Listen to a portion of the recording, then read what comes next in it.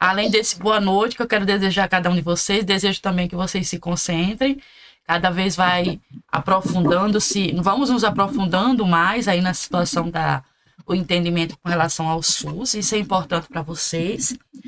Saber que legislação é uma das regras básicas para um concurseiro, entender sobre o assunto, fazer valer a pena realmente a sua prova, porque ela abrange aí uma categoria enorme de pontuação, tá?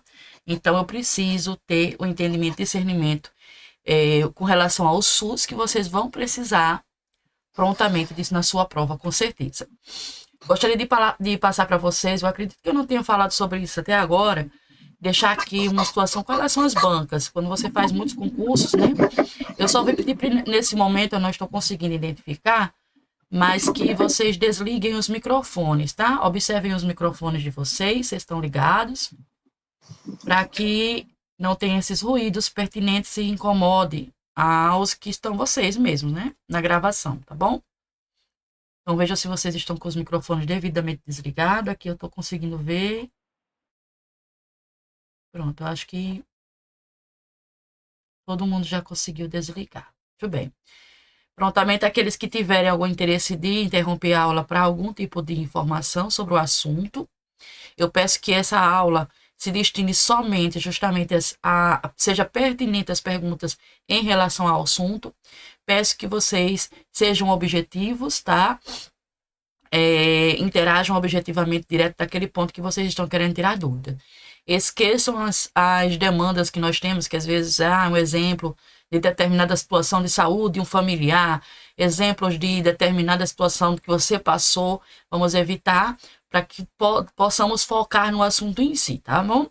Eu sou uma professora que gosto muito de contar e observar também as experiências dos alunos, mas quando nós estamos estudando para concurso, a estratégia é não sair dessa rota, porque senão nós vamos ter um prolongamento do assunto e findamos que não calculamos o tempo, a gente perde essa construção dentro do cronograma, tá certo? Então, sejamos pontuais dentro do assunto.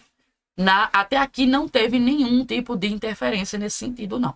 Mas é bom que a gente continue permanecendo dessa forma, que aí está fluindo muito bem, obrigada, tá certo? Quero lembrar a vocês que nós estamos fazendo esse cursinho para o preparatório, né? O preparatório para o concurso da CESAP. Nós estamos trabalhando a banca, acima do que pede o conteúdo da banca IDECAM, e nós hoje vamos construir algumas questões, vamos passar aqui algumas questões para vocês.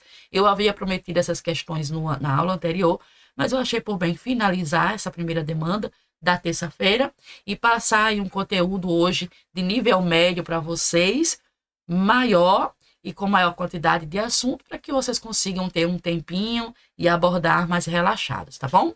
E aí nós voltamos, como fizemos na aula anterior. Primeiramente, nós vamos fazer a teoria, terminar, vamos aqui finalizar a parte de CITES, CIBS e tudo mais, e daí nós vamos dar continuidade, resolvendo, né, as questões da IDECAM. Lembrando que hoje é nível médio, tá? Semana passada, na quinta-feira, né, isso, nós fizemos aqui umas interações com umas questões bem baixo nível, assim, aquelas questões que sempre caem em concurso público para você não zerar. Hoje teremos umas questões elaboradas de forma que você pode zerar se você não estiver focado no assunto, tá bom? Então, vamos lá, vamos dar continuidade, nós paramos aqui. Eu deixei para conversar com vocês hoje sobre essas atuações, vamos dizer assim, e já vou começar falando que geralmente as pessoas, elas desconhecem, os alunos, eles não têm a obrigação de entender o que são CITES, CIBS, né, e tudo mais. CITES, eles são um bloco, tá, um bloco de representantes que fazem, colegiados, né, colegiados que fazem parte aí da liderança, vamos dizer, de construções do SUS, né? Barreiras de enfrentamento, ideias e tudo mais são realizadas através dos CITES, que são essas comissões de interpartidárias, né? Interpartite. Vocês lembram que eu falei com vocês que a tripartite, né? Nós temos as comissões intergestores, que são a tripartite, e temos as tripartites, com esses objetivos fundamentados na Lei Orgânica da Saúde. Então, nós temos esses 3 colegiados, né? E temos aí também os representantes das CIBs, que são as comissões intergestoras bipartites. Nós temos as comissões intergestoras tripartites e as comissões intergestoras bipartites. Os representantes de cada uma delas são essas que nós estamos vendo aqui. Das tripartites, nós temos o Ministério da Saúde, o CONAS e os CONASENS, tá? Já as bipartites são representadas aí pelas secretarias, os COSENS e os estados, né? Então, nós temos essas fundamentais questões para entendermos, e aí nós vamos elaborar agora de uma forma saudável para ver como é que elas trabalham, né? Dentro desse empadrinhamento que é a Lei 8.080/90, a Lei Orgânica da Saúde. Primeiramente, elas constroem, na verdade, e decidem sobre todos os aspectos operacionais da parte administrativa ali da Lei Orgânica da Saúde. Então, ela trabalha com relação às demandas financeiras, gestões compartilhadas do SUS, o que pode, o que não pode, de onde vem. São essas aprovações através desse governo, desse conselho, São os conselhos bipartites e tripartites, que realizam as demandas de todo o âmbito nacional, regional e intermunicipal. Então, cada um deles tem as suas respectivas interações para que eles consigam seguir um modelo organizado, tá? Eles tendem a definir todas as diretrizes do âmbito geral, como municipal e regional, e também direcionam, as questões de regiões de saúde, distrito sanitário, integração de território, referência. Então, eles são o quê? Basicamente, a parte administrativa do SUS. Quando nós falamos dessas siglas, nós estamos nos referindo à parte administrativa do SUS, tá certo?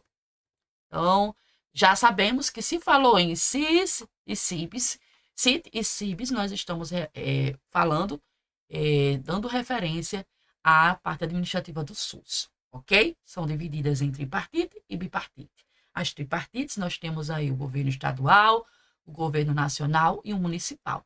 E aí temos os respectivos representantes colegiados, que são as comissões organizadoras aí também, em contrapartida nas CIBs, ok? Quem são essas entidades que são representadas do SUS, Elas representam algo. Então, quem são essas entidades? Essas entidades são as CONAS, que representam as secretarias estaduais de saúde, ou seja, os 26 estados e do Distrito Federal. Então, CONAS são responsáveis pela parte estadual, tá?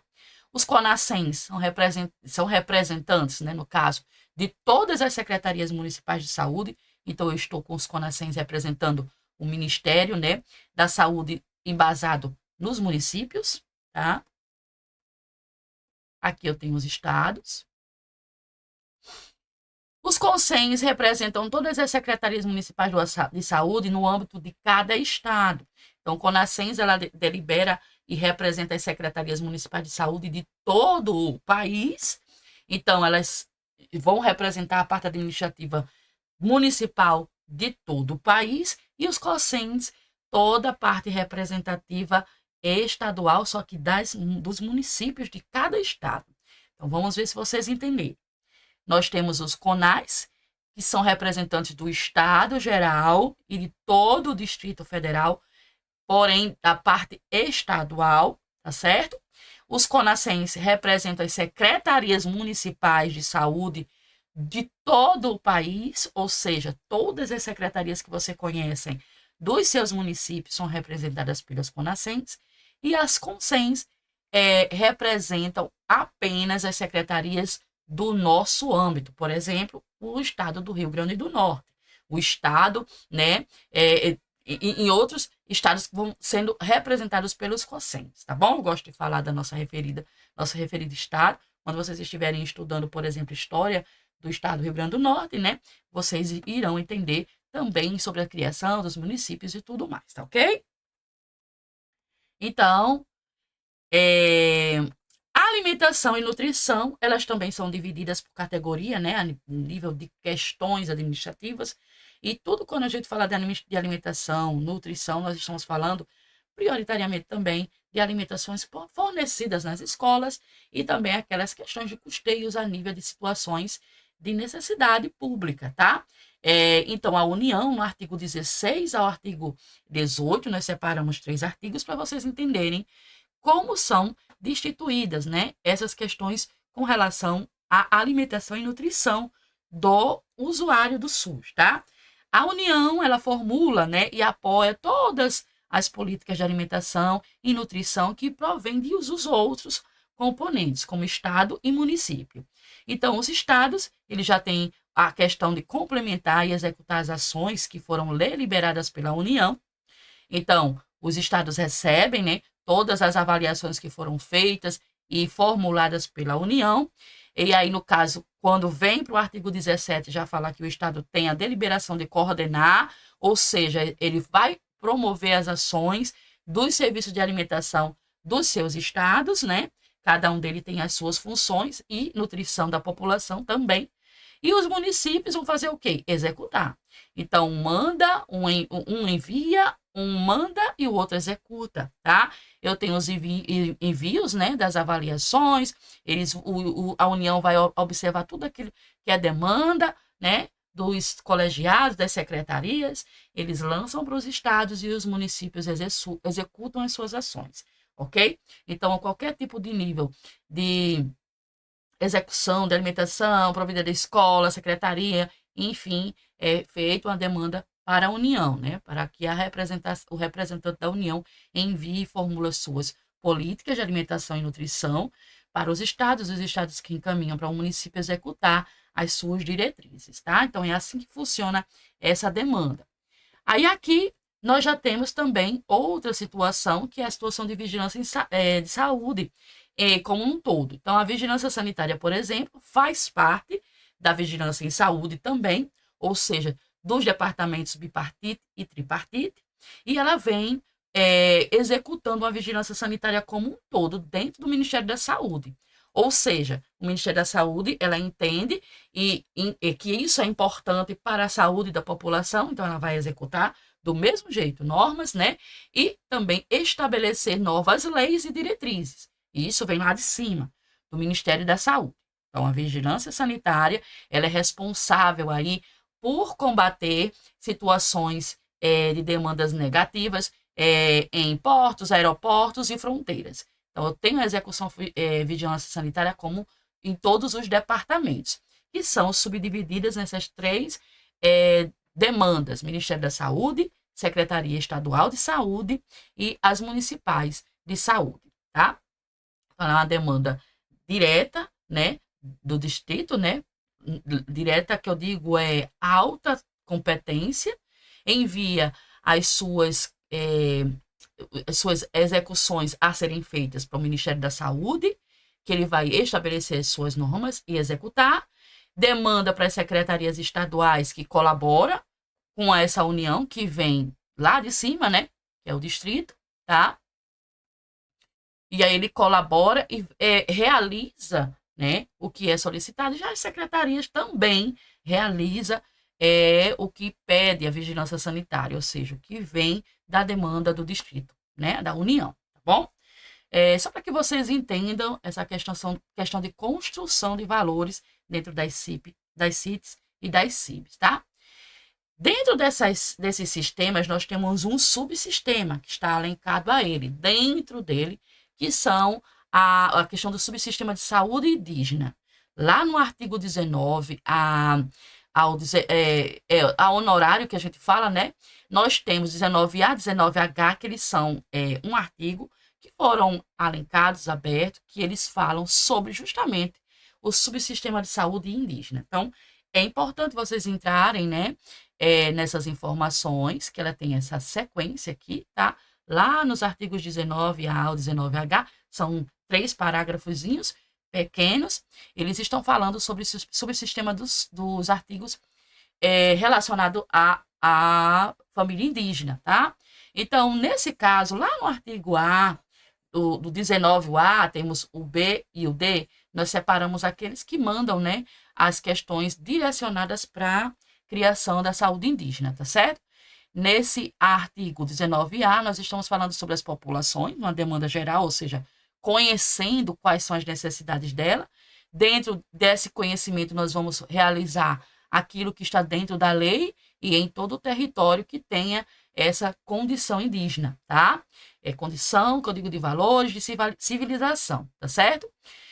Já no artigo 19b, nós temos a instituição, que tem o subsistema de atenção à saúde, e aí ele elabora os componentes para fazer acontecer. Então, é criado e definido dentro também da Lei Orgânica de Saúde, na Lei 8.142, que está lá no seu edital. Então, nós vamos estudar prontamente somente essa lei. Aqui é uma partezinha dela, que ela tem também essa questão do subsistema de saúde indígena. Então, ela também faz parte dessa criação. Por quê? Porque ela trabalha a integração de civilizações, de raça, né? É a questão da universidade, né? Universalidade, aliás. Então, nós estamos aqui falando dos subsistemas em relação à saúde indígena. Já o artigo 19, ela tem as articulações desses subsistemas, né? Como um todo, e aí ele tem as leis que são responsáveis pela política indígena, porque eles têm uma política, né? As civilizações, nós não podemos entrar, por exemplo, em uma civilização indígena, promovendo uma deliberação de SUS para eles, sabendo que eles não vão ter uma construção ali de seguir aquela meta. Isso entra, por exemplo, vigilância sanitária, alimentação, então é tudo de acordo com aquela civilização. É como se eu estivesse chegando na sua casa, impondo leis ali, valores que eu sei que você não vai dar conta, e aí você vai ter que ser responsabilizada por ela, porém você não tem como fazê-lo. Seria uma injustiça, tá? Então, nós temos as leis que são instituídas por cada órgão, então esses órgãos, eles deliberam essas funções, né, dentro da política indígena, de forma que eles possam colaborar e estar dentro do padrão da Lei Orgânica de Saúde, tá? E aí nós temos esse financiamento desse subsistema, é obrigatório da União, tá? Faz parte, nós somos, como um todo, pessoas integralizadas, eu tenho que ter o mesmo tratamento que a civilização indígena tem, você tem que ter o mesmo tratamento que a sua vizinha teve quando foi assistida em determinada situação de um órgão público. Então, isso é uma situação obrigatória. Vem de cima e nós precisamos executar. Se você for atender qualquer pessoa, que ela venha de qualquer tipo de nacionalidade, de civilização, você tem que atender ela prontamente, referindo a ela todas as obrigatoriedades que mandam a Lei Orgânica da Saúde, sem infringir nenhum tipo de lei, tá? Sendo dentro da equidade, integralidade e universalidade, tá certo? Eles podem ser facultativos, como eu falei, com relação a cada uma das suas situações, os seus estados, eles deliberam, né, as suas ações, os municípios também, e também as outras instituições que podem ser instituições governamentais e não governamentais, tá? Nós trabalhamos, inclusive, aí com hospitais que não são hospitais do governo, tá? E que eles também trabalham dentro do sistema do SUS, integrando ali a parte de finanças, né? Nós não temos os hospitais que são hospitais privados, que fazem parte ali do SUS, né? Temos uma união com relação a isso. Então, dentro do financiamento do subsistema Atenção Indígena, também nós vamos ter essa função, tá? E já o artigo 19F, né? Eles estão considerando ali a realidade do local, como eu falei para você. Eu tenho que observar a realidade, né? O que eles podem fazer dentro das suas capacidades. Se vocês não sabiam disso, isso é uma lei, uma obrigatoriedade de atenção. Então, por exemplo, aqui nós temos o costume de andarmos vestidos, né? Nós ainda encontramos civilizações que eles não se adequam às vestimentas, tá? E eles não podem ser taxados ali dentro daquela civilização como pessoas que estão com atentado ao pudor, porque fazem parte da sua cultura, né? Então, é dentro da cultura do povo indígena que nós podemos adotar o modelo de atenção à saúde, só que a atenção voltada à atenção que eles podem, que eles têm a liberdade de, de aceitar, tá? Elas são abordagens diferenciadas e elas são globalizadas, tá bom? Todas elas contemplam a assistência da saúde, tá? Integral, com equidade e também com universalidade, tá? O saneamento básico é instituído para eles de forma comum na realidade deles. Aqui você tem água encanada, você tem água, você pode comprar águas, né, que vem tratada, por exemplo. Eles vivem de outra realidade. Dependendo de onde eles moram, eles têm que cultivar ali a cultura e também fazer entender com relação àquela água, o que eles vão fazer para tratá-la e alimentar-se daquela água, né? Construir o uso daquela água. Então, nós vamos ensinar como eles vão curar essa água, vamos dizer assim, deixar ela boa para consumo, né? Ao invés de água encanada, a gente pode utilizar outros meios ali, de acordo com aquela civilização, tá? Então, é dentro do sistema de saúde, a gente fala sobre sistema, porém, existe uma atenção à saúde da forma deles, ok?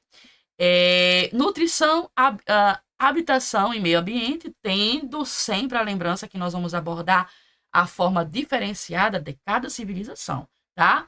Então, a forma como você se alimenta para eles são totalmente diferentes, tá? Vocês não são habituados a se alimentarem de cobra, por exemplo. Isso aí você pode até viajar e vai para um local aí e se alimenta de cobra, né? Na China e tudo mais, no Japão. Mas aqui, perto da gente, tem pessoas que se alimentam naturalmente ali com todo tipo de peixe, inclusive peixes ali, mariscos que não são para alimentação comum, tá? Que trazem ali situações que não são nocivas à saúde, tá? Mas para eles tem uma cultura, eles têm já um meio, eles sobrevivem daquela pesca, daquele hábito, tá? Da caçada. Então, a alimentação deles são realmente, né, diferenciadas, né? E geralmente eles comem muito mais fruta, inclusive, do que nós mesmos, né?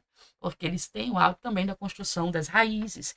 Então, sim, a nutrição, a habitação, meio ambiente, tudo dependendo aí da abordagem da sua realidade. Demarcação de terra, né? Justamente para você ter a educação daquilo que é do outro, tá? Estabelecendo normas e eles entendem como um todo, até porque a civilização indígena, eles mesmos constroem a questão de demarcação dele, né? Aquela terra é dele e ali já é destinada para a família daquele que vai prosperar, que vai ter filhos, né? Para os seus herdeiros e assim eles começam a fazer as integrações dentro da demarcação de cada um deles, né? E as integrações institucionais, né? Toda a atenção voltada para a educação, para a modalidade de a necessidade de, se eles têm interesse, por exemplo, em votar, né? Faz parte também da instituição integrá-lo com relação às políticas públicas, eles têm que entender que isso faz parte, né, do conceito de saúde, que eles têm todo esse direito. Então, é importante também que eles estejam integrados, né, e contemplados com toda a organização aí de saúde pública do país que ele habita, ok?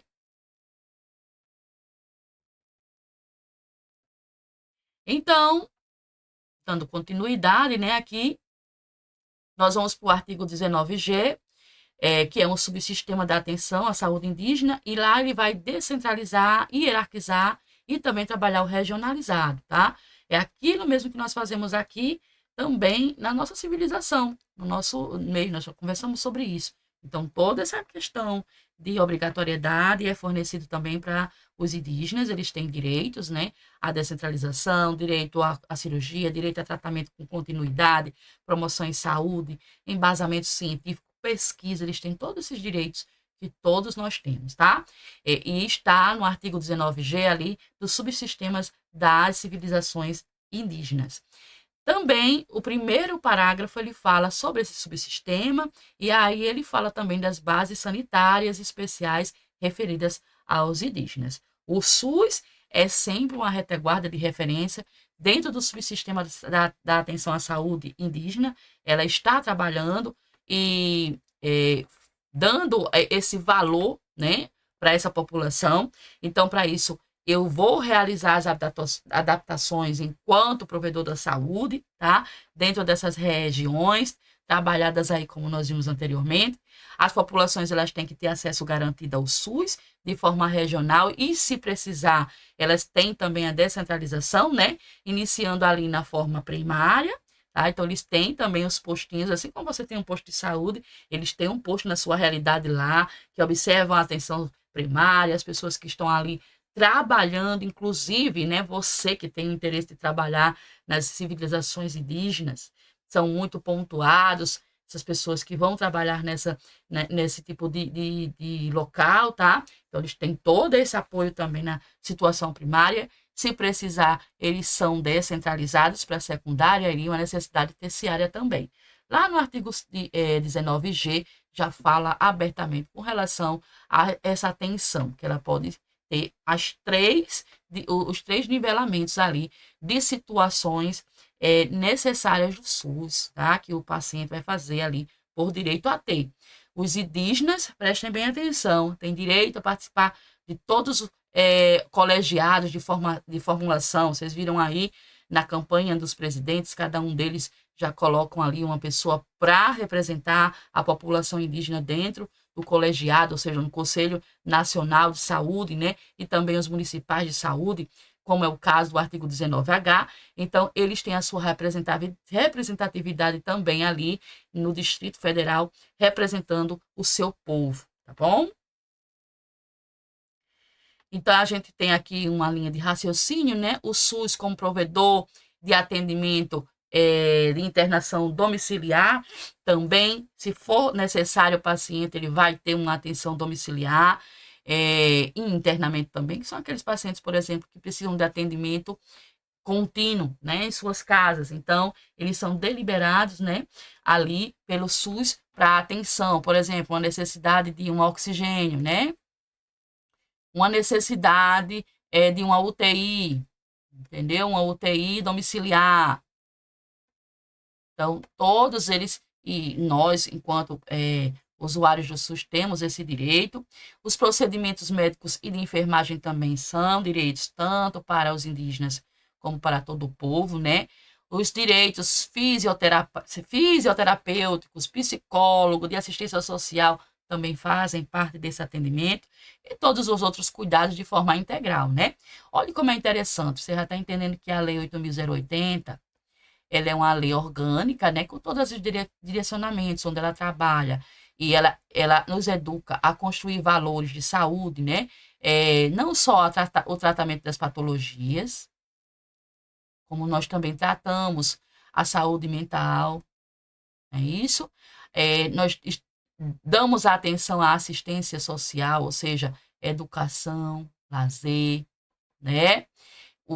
Você tem direito ao esporte, à cultura. Então, nós temos aí a educação como um todo, não é isso? Aos valores também de saúde mental. Então, isso é um trabalho integral. É um trabalho que faz o conhecimento de todo o corpo, né? De toda aquela pessoa. Tem que estar bem como um todo, tá? Todos esses serviços são realizados pela medicina preventiva. Quando eu falo de medicina preventiva, eu estou falando ali lá da parte integral, né? Que começa lá onde? Na unidade básica, tá? Então, é a prevenção. Então, na unidade básica, o que é que vai acontecer? Aquelas as terapias em grupo, né? As questões existem muitas unidades básicas que fazem muito serviço à sociedade, fazem campanhas de motivação ao tratamento ou a prevenção do câncer de colo de útero, né? Métodos contraceptivos, métodos ali para evitar a gravidez realmente não desejada. Então, toda essa função aí é estabelecida na medicina preventiva, e ela também trata, no caso, ela é terapêutica, tá? E ela também reabilita. O que é isso? Ela cuida e ela mantém esse cidadão aí de volta à sociedade, independente de sua civilização, de sua cor, de sua raça, de volta ali aos seus domínios pessoais, tá? Os atendimentos, né, de internação e domiciliar vai variar na indicação médica e também na concordância do paciente e de sua família.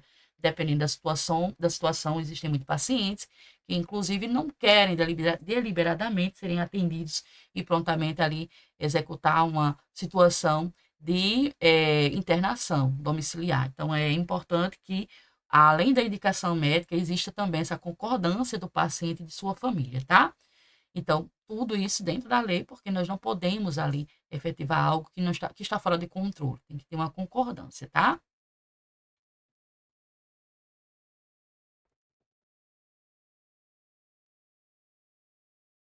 E aí existem as assistências terapêuticas integrais, né, que dispensam o quê? Os medicamentos. Ora, se eu tenho uma terapia, eu tenho um tratamento, eu preciso da efetivação desse tratamento. Então, se eu preciso de medicação, obviamente, né, o SUS entra com os seus protocolos de medicamento.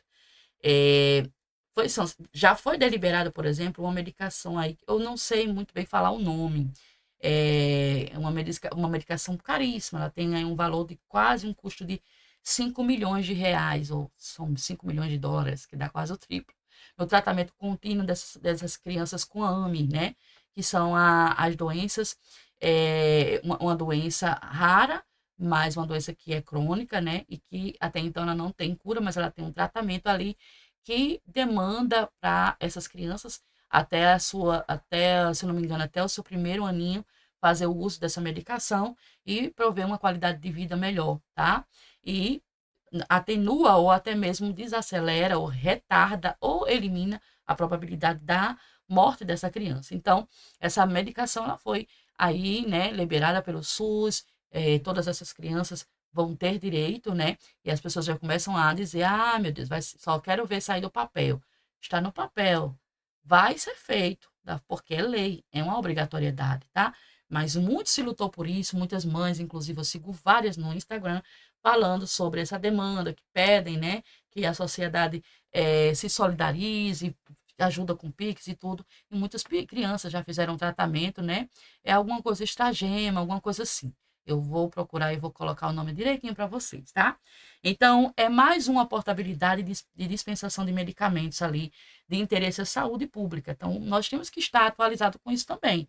Uma medicação que até, o quê? Cerca de 10, 20 anos, 10, vamos dizer 10 anos para cá, né? Que tem ali a saída do Facebook, vamos dizer assim, porque muitas pessoas migraram para o Instagram. Então, o Instagram já veio um pouco mais recente e foi já daí que essas crianças começaram a ser notórias, né?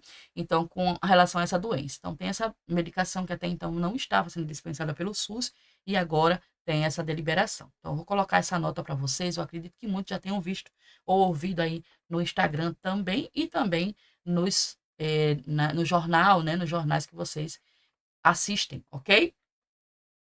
Oferta de procedimentos terapêuticos em regime domiciliar, ambulatorial e hospitalar também é uma parte da assistência terapêutica integral do SUS. Você tem direito a realizar as suas condutas de reabilitação dentro da sua casa, ou no ambulatório ou no hospital, tá?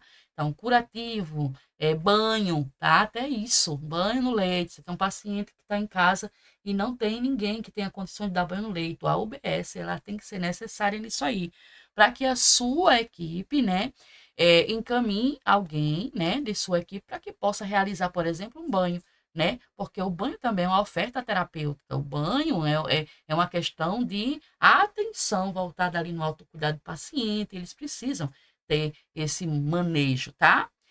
Aí eu tenho algumas atribuições do Ministério da Saúde que eles entram em conjunto aí com a Comissão Nacional de Incorporação lá na tecnologia do SUS.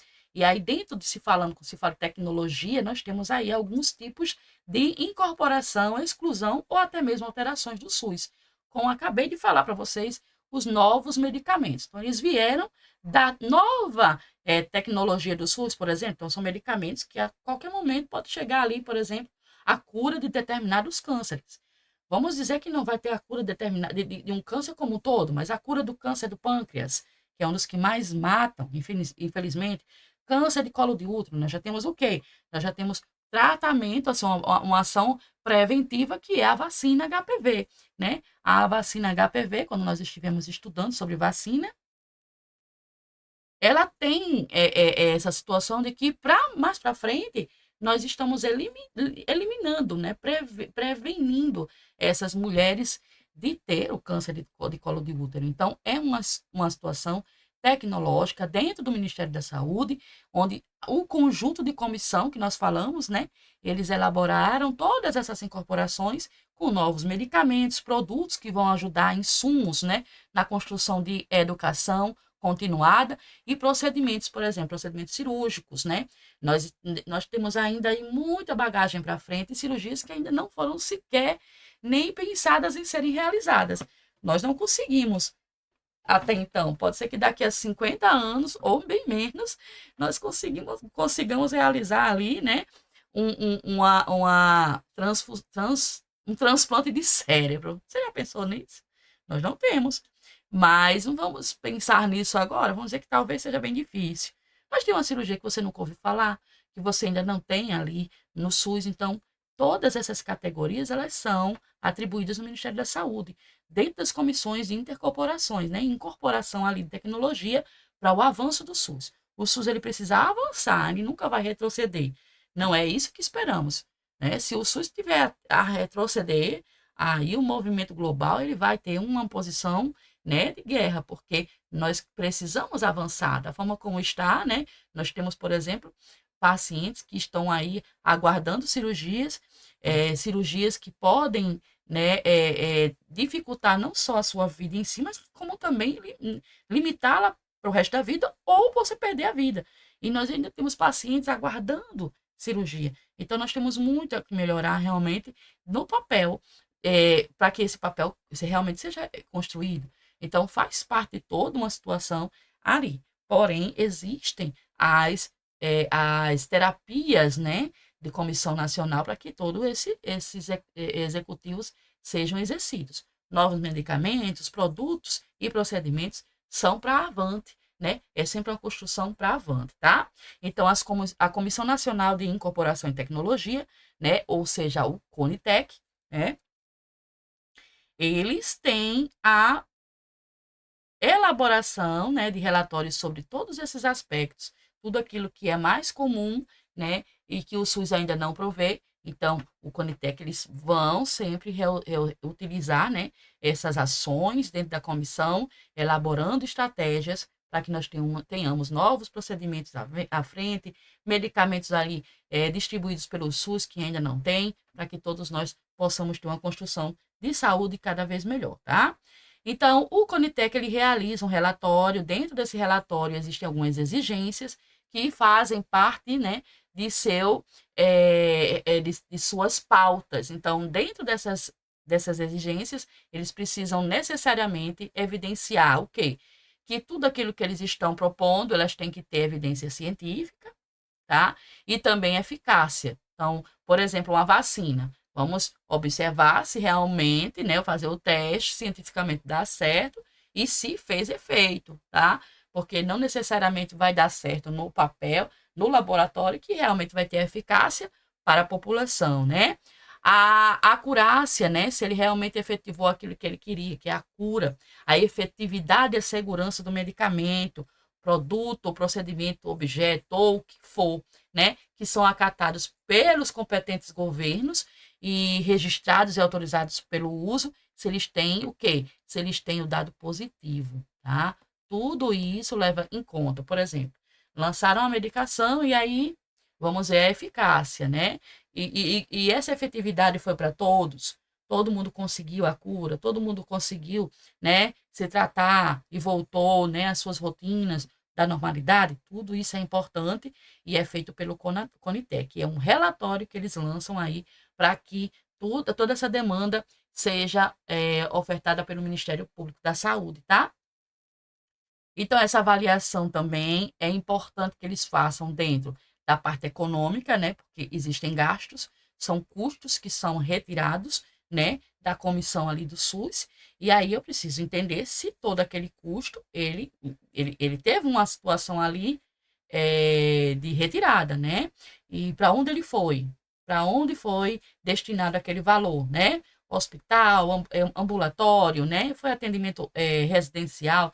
Então, precisa também ser passado esse relatório da Conitec ali nas suas considerações, tá? Tendo em vista que nada é feito, né? Que não deva ser passado pela União, tá? Pelo Ministério Público, pelo Ministério da Saúde, tá bom?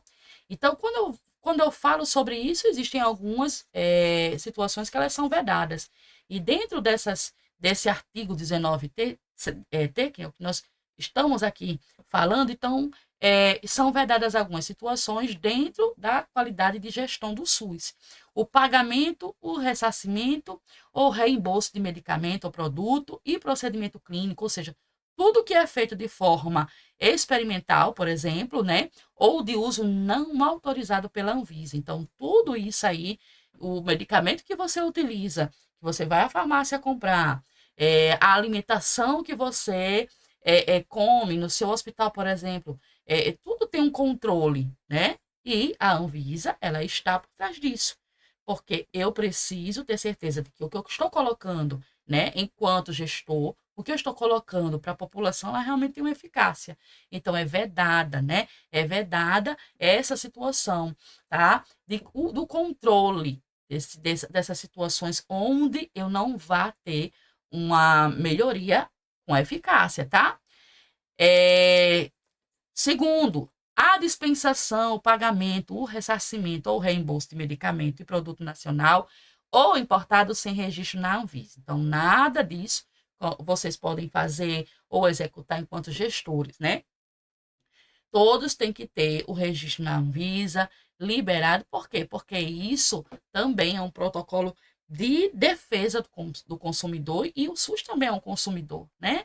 O SUS, quando ele compra a medicação para o paciente, a parte final é o paciente e ele também é o consumidor. O SUS compra para manter a saúde do seu paciente, do seu usuário. Então, sim, é importante que nós estejamos com essa demanda em pauta, tá?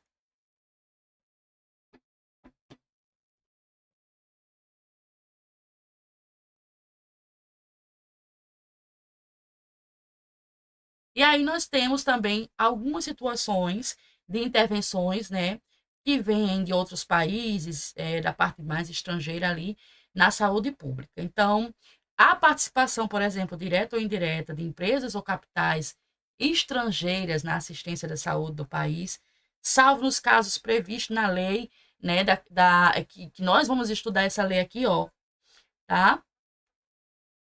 O artigo 199. Uma coisa que eu acho muito importante é que vocês estejam sempre cientes. Eu acho que eu vou publicar aqui para vocês, tá? A Constituição, para que vocês entendam mais. Eu não sei se eu já tenho aqui.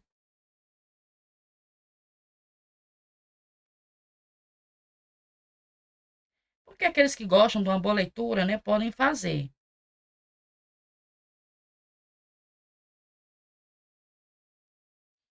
Porque depois da aula já mando para vocês, tá? Ou agora. Eu consegui aqui achar do Planalto. Para que vocês entendam sobre as emendas constitucionais, tá? Então, já separei aqui, daqui a pouco eu coloco no grupo de vocês também. Para que vocês tenham manejo, todos nós temos o direito, também não é uma obrigação, mas é um direito de entender sobre a Constituição Federal, tá? Sobre essas leis que são criadas. Claro, tem muitos artigos ali que você não vai conseguir definir, até porque a gente não precisa estudar todo ele, né? Porém, aqueles artigos e leis que nós precisamos estudar, por exemplo, o concurso da CESAP, se faz importante que você entenda diretamente dentro da Constituição Federal, tá? Então, tem algumas situações previstas dentro da lei que nós podemos assistir, por exemplo, um paciente que vem, né? Nós estamos com uma situação de um estrangeiro que está aqui passeando, né? Férias com a família, uma situação de intercorrências, uma emergência, vamos dizer prontamente, e ele assistiu ali um caso, ele pode atender, vamos dizer que ele está lá no avião, uma pessoa passou mal, temos lá um estrangeiro, ele vai atender, né? O que nós estamos falando aqui, com relação a construções de estrangeiros que não têm moradia aqui, né? Que vêm de fora, mas que não se estabeleceram aqui no país, eles não têm a forma direta de estreitamento ali de trabalhar em via situações SUS, né? Enquanto profissional, tá? Mas existem algumas previsões e nós vamos ler lá no artigo da Constituição, do nossa Constituição Federal, né? Constituição Federal, tá bom? Todas essas participações estão através de doadores de organismos, doações, na verdade, né, de organismos internacionais. Todos eles são vinculados à Organização das Nações Unidas, tá? As pessoas jurídicas destinadas, vamos dizer assim, a operacionalizar e realmente explorar, né, tudo que é construído dentro de uma demanda. Por exemplo, você tem uma construção do hospital, aqui na nossa realidade, o Hospital Municipal de Natal, né? O Hospital Municipal, que é o outro concurso, né, que nós vamos falar mais para frente, se Deus quiser. Então, o Hospital Municipal ele está sendo construído ali de frente à UPA de Cidade Satélite. Então, ali vai funcionar o Hospital Municipal de Natal. Para quem não sabe, o Hospital Municipal de Natal, quando até então, o Hospital Municipal, eu trabalhava no Municipal, que se transformou agora na Maternidade Araquém, tá? Então, o Hospital Municipal, ele sempre existiu, sempre teve o Hospital Municipal, tá? E por alguma situação, né, que é governamental, esse hospital, ele fechou, tá? E quando isso acontece, eu preciso entender, né, o que foi feito com essas instalações. Dentro das políticas públicas, nós temos ali a instituição federal, a regional, né, no caso, né, a estadual, e temos o município. Então, todas elas têm os seus respectivos hospitais. Aqui ficamos com as UPAs, realizando o serviço dos hospitais municipais. Então, as UPAs, elas estão recebendo os pacientes que vinham para o município e se internavam nos hospitais municipais, e nas UPAs, nós realizamos o quê? Uma triagem, o médico faz a triagem do paciente, e numa necessidade, né, de paciente ser internado, então ele vai fazer o quê? Ele vai deliberar esse paciente, né? Ele vai colocar ele numa fila de regulamentação, tá? E ali esse paciente ele vai ser regulado para uma unidade hospitalar. E, no entanto, temos Valfredo Gurgel, Santa Catarina, né? Outras demandas. Por enquanto, por exemplo, o paciente necessita de uma UTI, e aí nós não temos vagas em nenhum tipo de UTI. O Hospital Municipal, né, fechou, porém a UTI da Araquém, no caso, que era o antigo municipal, o prédio, funciona uma UTI lá. E essa UTI ainda recebe pacientes, tá? Então, por exemplo, nós temos uma UTI lá, uma UTI no Santa Catarina, UTI no Hospital Valfredo Gurgel, entre outros. Mas você entende que temos poucos hospitais, há uma demanda toda estadual. E, contudo, nós temos muitas pessoas doentes. Então, eu preciso, né, dessa parte jurídica para instalar e explorar, observar a questão das necessidades para realmente ter uma construção de vários hospitais. Dentro desses aspectos, nós estamos ali na lei que pede que todo mundo tenha direito a um atendimento específico. Então, quando você tem só uma UPA para atender um paciente, esse paciente está ali necessitando de uma UTI, esse paciente vai ficar ali numa ala vermelha, né, que a gente chama de sala vermelha, que é uma pré-UTI, uma sala de estabilização. Então, uma UPA, ela vai ter uma sala vermelha, tá? Que é a STAB, ou estabilização, né? Onde o paciente vai ficar no aguardo com prioridade ali para uma situação de internação de UTI. Então, onde estão as questões, né, operacionais nesse sentido, que precisam ser exploradas, tá? Outra coisa importante também são as ações e pesquisa de planejamento familiar. Onde é que nós fazemos isso? Uma UBS. Uma pessoa que está, por exemplo, se casando, desconhece tudo sobre as relações íntimas, questões de planejamento, não quer ter filho, ou quer ter filhos, ou quer iniciar ali a sua atividade sexual, né? Então, o jovem procura um planejamento, né, familiar, onde ali ele estará sendo ofertado para ele as diretrizes, né? Do que ele precisa se cuidar, do que ele precisa fazer, e a cultura, né, da situação de que a pessoa tem direito a ter esse esclarecimento, tá certo? Então, também são intervenções que o SUS estabelece em prol do enriquecimento ali da colaboração do nosso usuário, tá? Todos esses serviços de saúde são mantidos de formas lucrativas, podem ser estendidos por empresa, atendidas também entregando-se, né, as questões financeiras de forma empregadas dependentes também, empregados e dependentes, ou seja, as questões do direito de seguridade social também fazem parte da demanda de intervenções como um todo, né, e demais casos previstos em legislações específicas. Então, toda essa construção, né, que a Lei Orgânica da Saúde fala no artigo 23, ela prevê essa participação como um todo ali, ela fala dessa construção de ideias e valores, tá? Casos que estão previstos dentro da legislação específica, se você está falando, por exemplo, da legislação que nós acabamos de conversar sobre a saúde indígena. Então, sim, se tem casos ali que eu precise de uma demanda hospitalar, por exemplo, é estabelecido normas institucionais para que ali tenha um manejo maior, melhor, para assistir aquela população. E assim, tudo isso é avaliado no decorrer das situações políticas, né, de saúde, tá bom? A União, os estados, o Distrito Federal e os municípios, né, poderão executar em seu âmbito administrativo essas operações, né, externas que são de natureza financeira e de interesse seu, interesse da saúde. No final, os interessados somos eu e você. Então, a Lei Federal, né, do Senado 8.080/90, no artigo 15, ela te diz claramente, tá? Que você tem direito a entender todas as naturezas financeiras que o teu estado provê, tá bom? Os servidores que legalmente acumulam 2 cargos ou empregos poderão exercer suas atividades em mais de um estabelecimento do SUS. Muitas pessoas têm dúvida, eu sou concursado no estado, na prefeitura. Aí não vou fazer o da EBC porque eu vou perder um. Gente, sempre vai ter um que você não vai curtir tanto, né? E não custa nada você tentar, por exemplo, um órgão federal. O órgão federal é SUS. Obviamente, você não vai acumular 3 cargos. Você vai pedir, né, a vacância inicial de um deles, porque nós temos que agir com situações onde a gente entenda que tudo pode modificar. Quando você pede vacância, você tem direito até 5 anos, o acúmulo daquele cargo ali, mas você não recebe por ele, tá? E aí você escolhe, por exemplo, prefeitura. Quero vacância da prefeitura. Vou dar continuidade com a EBSER e Estado, né? Eu já conheci colegas assim que fizeram esse meio aí, mas já que decidiram que vão continuar Estado e Federal, tá? Então, posso, enquanto órgão público, né? Não, essa é uma lei, precisa ser obedecida. Você pode trabalhar em até 2 âmbitos, né, do SUS. Então, tanto você é, da saúde, administrativo, tá? Podem ter esse acúmulo de 2 cargos ali a nível do SUS, tá bom?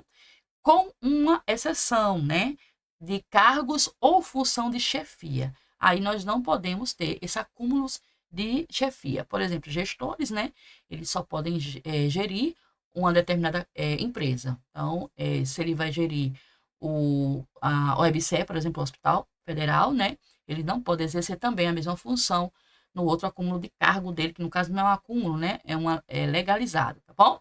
Os profissionais de saúde com profissões regulamentadas, né, eles podem acumular até 2 cargos públicos quando houver compatibilidade de horários. Obviamente, você vai, quando passar em um concurso público, 2 concursos, você já tem uma matrícula, você é do dia.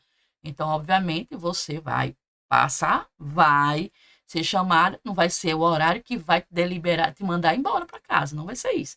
Não vou porque a gerente me deu à tarde. Não, você tem o seu direito de conversar com a gerente para que ela possa fazer o seu manejo ali na parte que você possa ir. Temos aí o serviço 24 horas hospitalar, por exemplo, né?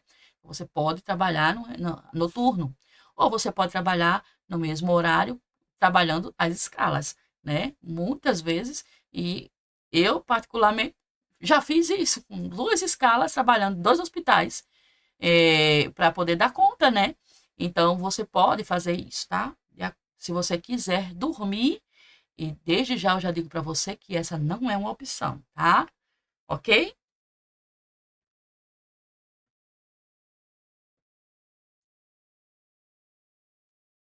Vamos lá.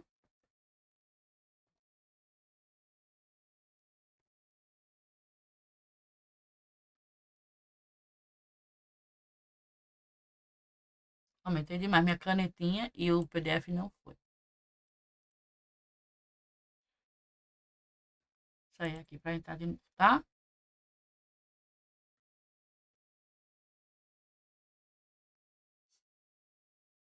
Tá dando certo aí, né, pessoal? Eu gosto que vocês ficam caladinhos, mas eu tô ligada que vocês estão de olho. É importante.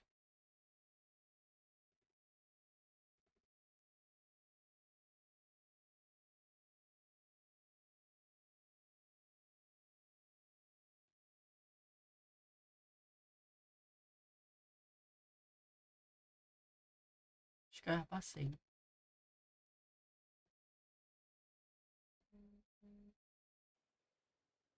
É mais para baixo, professora. Ela já É, deu.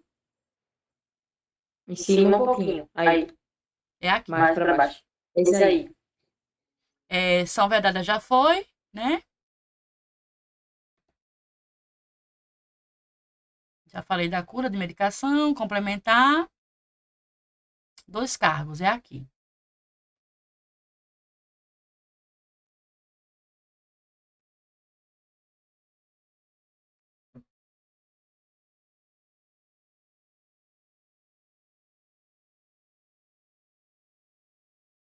Não sei porque eu não estou conseguindo aumentar o zoom nessa.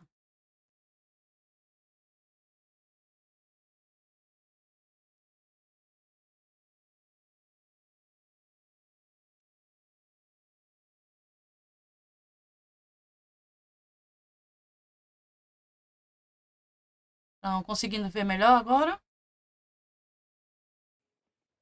Agora sim. Hoje eu vou liberar para vocês, tá? Essa nossa parte de aula, que foi da semana passada e hoje. Porém, só depois dos assuntos que nós vamos fazer na segunda parte, né? Eu vou dar aqui 10, 15 minutinhos, que eu sempre dou 10 minutinhos de pausa, e nós vamos responder as questões de classe média, tá bom?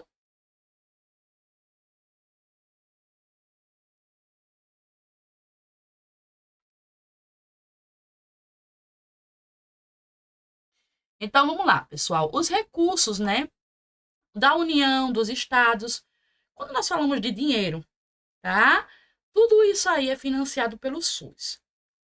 Os recursos de Seguridade Social, tá? Recursos da União, Estado, Distrito Federal, municípios, todas essas fontes que nós falamos de relação a dinheiro, nós estamos falando de financiamento do SUS. E aí eu preciso entender as fontes, né, de recursos para financiamento de SUS, e é o artigo 32 que fala sobre isso. A gente vai entender quais são elas, tá? Serviços que possam ser prestados sem prejuízo da assistência à saúde. Então, o que é isso, professora? Você tem um hospital onde ele vai ter que dar uma seguridade de atenção, por exemplo, cirúrgica. Você precisa fazer uma cirurgia, né? E ali você tem a certeza que aquele serviço ele não vai te deixar com um dano.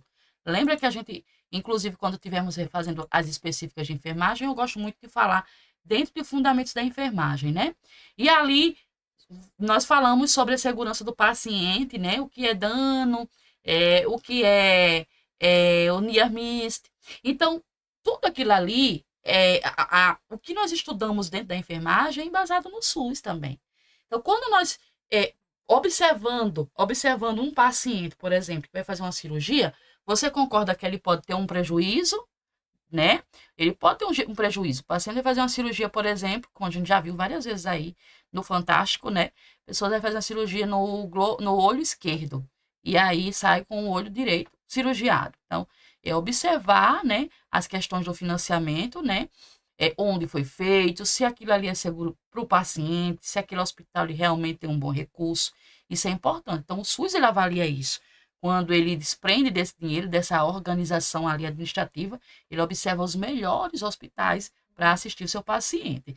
Você já ouviu falar de um paciente que está internado, por exemplo, no Hospital Valfredo Gugel, né, que é um pouco mais, eu não falo de desestruturado, mas é porque é muita gente para assistência, né? Mas ele precisa fazer um exame específico que não tem ali em nenhum hospital público. Então, o SUS financia, né, com os hospitais com a rede privada. E aí, olha, ele fez no melhor hospital, né? Menino, ele foi para o hospital tal, que era assim, assim, assado, muito bem atendido, não. Porque ele, quando vai atrás, os melhores estão, né, à disposição do SUS. Óbvio, o SUS vai pagar, né? Então, essas fontes, elas têm que ser retiradas de forma que eu tenha certeza, né, que não vai ter nenhum prejuízo ali à assistência à saúde, né? Ele ajuda também nas contribuições e doações e, no caso, donativos, né? Então, todas essas situações, por exemplo, de tragédias que nós observamos acontecer no Rio Grande do Sul, né? Os donativos, as doações que foram ali arrecadadas, contribuídas, né? O manejo e a entrega dessas doações para chegar até lá, né? Tudo isso tem também a fonte do SUS, a parte financeira do SUS, que também auxilia. Ela tem ali um valor, uma porcentagem ali específica para atribuir a essas situações, tá? Alienações patrimoniais, rendimento de capital, então é importante tudo aquilo que, por exemplo, você tem ali um atendimento, vocês já viram várias vezes aí na internet, pessoas acabando com tudo, né? Ah, não foi atendida, quebrou cadeira, jogou cadeira no chão e quebrou o teto e pintou de amarelo, enfim. Então, nós temos também os recursos públicos, o dinheiro que nós utilizamos, né? Ele é em prol daquilo ali, né? Das questões de rendimentos e capitais, que também vai ser utilizado para essas demandas. Então, quando você vê alguém desacatando um órgão público, quem vai pagar por aquilo ali é você, tá? As taxas, multas, emolumentos, preços públicos arrecadados no SUS, tudo isso também são provedores ali de fontes, né, de financiamento, rendas eventuais, inclusive comércios e indústrias, vocês pagam seus impostos. Então, sim, são rendimentos públicos, tá? Quando você paga os seus impostos, você tem um trabalho legalizado, você tem um comércio, você vende algo e você contribui ali para o capital girar, né? Então, você tem uma situação de empregador ou empregado, mas que você tem a devolutiva ali para o SUS. Então, todas essas considerações são importantes. Falam-se aí no artigo 32, tá? Ok? Então, quando a gente pensa que não está pagando nada, né? Tudo é pago, tá? Nós estamos contribuindo para o SUS, então tudo que você recebe através do SUS tem parte também das suas contribuições administrativa financeira, tá? Ok? Para estabelecer esses valores, né, que são transferidos ali para os entes federativos, existe uma combinação, os critérios, né, e toda a parte técnica que são programadas dentro do projeto de lei, já no artigo também, no artigo 35. Então, vai observar o perfil demográfico da região, é feita toda a questão da regionalidade, lembra que a gente falou, né, o quanto que precisa daquela região, porque tem mais pessoas pobres, com menos empregos ali, né? Então, tudo isso aí também é demarcado. O perfil epidemiológico da população a ser coberto. Então, se, por exemplo, no Covid, né? Quais foram os estados mais afetados? Então, para ali foram mandadas, primeiramente, as primeiras demandas de vacina, por exemplo, os primeiros critérios de atenção, né? As questões quantitativas e qualitativas, né? Qualitativas da rede pública de saúde na área, quantos hospitais tem naquela área, né? Você vai observar, por exemplo, um município que não tem nenhuma UBS, por exemplo. Então, obviamente, ali vai ser um critério de avaliação prioritária, onde vai ser desprendido ali aquele valor para atenção, desempenhos técnicos, econômicos e financeiros, né, do período anterior. Então, o governo posterior ele vai ter direito a acesso ao que foi feito com o dinheiro anteriormente, tá? Porque isso faz parte da continuidade. Níveis de participação do setor de saúde nos orçamentos estaduais e municipais, justamente para promover tudo isso aí, essa cobertura que nós vimos anteriormente, e também tudo que está previsto no plano quinquenal, né, dos investimentos de rede. Nós temos os investimentos de rede, que aí a cada sistema de montagens, né, vamos dizer que a cada período, que é um período estabelecido ali, é realizada uma demanda. Porém, eu posso ter também uma demanda extraordinária, que é aquela quando passa do período quinquenal, e aí, extraordinariamente, apareceu, por exemplo, uma demanda de epidemia. Então, ele é observado novamente de uma forma extraordinária, tá? E o ressarcimento do atendimento prestado para outra esfera do governo, tá? Então, vocês não sabem, mas o nosso estado ele tem dívidas, por exemplo, com outros governos, com outros estados, porque pode ser possível essa troca, tá? E é natural, é como se você estivesse fazendo um empréstimo, é um empréstimo, na verdade, e você está colocando o SUS ali, né, como a pessoa que está devendo para aquele, né, aquele estado. Então, isso pode ser feito também dentro do planejamento e orçamento, que não é pediu e deu, tá? Existe um planejamento, esse processo é ascendente dentro do local que você está, que vai até ao governo federal, e aí, contudo, dentro dessas participações existe a deliberação, né? Sempre provinda de cima, né? Que vai autorizar aos devidos estados e, contudo, os municípios, tá bom? Então, é uma demanda que pode ser pontual ou não, uma situação, por exemplo, uma calamidade pública, uma tragédia, né? Muitas casas perdidas, muitas pessoas sem moradia. Então, existe também esse planejamento orçamentário ali do SUS para restituir essa gravidade, que pode ser pontual ali naquele momento, tá bom?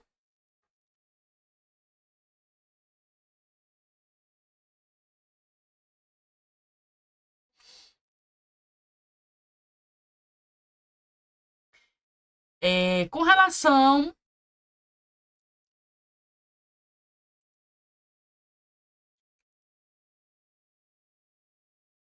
Com relação, pessoal, aos planos de saúde, né? Nós temos as atividades programadas dentro de cada nível, a gente já falou sobre isso.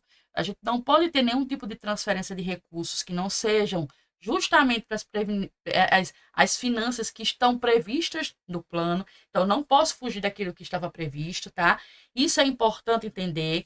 É vedada essa transferência de recursos para financiar ações não previstas. Então, se tiver algum tipo de calamidade pública, como nós falamos anteriormente, então isso é utilizado, né? O Conselho Nacional de Saúde ela vai estabelecer algumas diretrizes que precisam ser observadas para elaborar todo esse plano. Então, as características epidemiológicas, né? A cada tipo de situação onde você mora, tá atribuída o que pode acontecer, tá? Não é permitido destinar nenhum tipo de subvenções e auxílios prestadores de serviços de saúde com finalidade lucrativa. Então, você não pode pedir, por exemplo, para, olha, o hospital tal, eu estou precisando, o SUS, né? Pedir dinheiro para outra sociedade, não pode, tá? Então, isso não é lei, não, o SUS ele tem os seus planejamentos, ele tem dinheiro, tá? Então, o SUS ele só pode pedir dinheiro emprestado para o próprio SUS, tá? Ele não pode utilizar de destinos ali de prestadores de serviços do SUS, mas o SUS trabalha com o SUS. Só para que vocês entendam essa demanda importante, tá bom?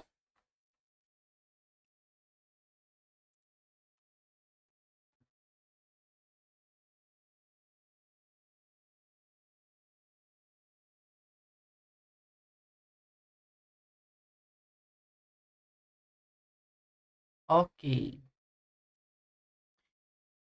Vamos agora para a Lei 8.142/90, tá? Nós terminamos essa porção ali dentro do que se espera da Lei 8.080/90. Nós ainda vamos falar um pouco sobre ela mais para frente. E nós vamos falar um pouquinho agora da Lei 8.142/90, sobre a participação da comunidade e a gestão pública. Então, importantíssimo colocar essa lei aqui na nossa mente, tá? Para que possamos estar bem concentrados na nossa prova, tá bom? E essa lei, gente, muitas pessoas, poucas pessoas, na verdade, ouviram falar. Geralmente, quando se fala de saúde pública, né? As leis mais comentadas são a Lei 8.080/90, né? Que é a Lei Orgânica da Saúde. Porém, quando nós falamos da Lei 8.142, ela já vem uma lei também do mesmo período, né? Nós temos toda aquela dinâmica da história pública, de tudo que mudou, né, com relação ao SUS, de tudo que nós temos hoje, de tudo que é capaz de termos ainda, né, em relação ao SUS, muitas coisas ainda boas ainda tem para acontecer, tá?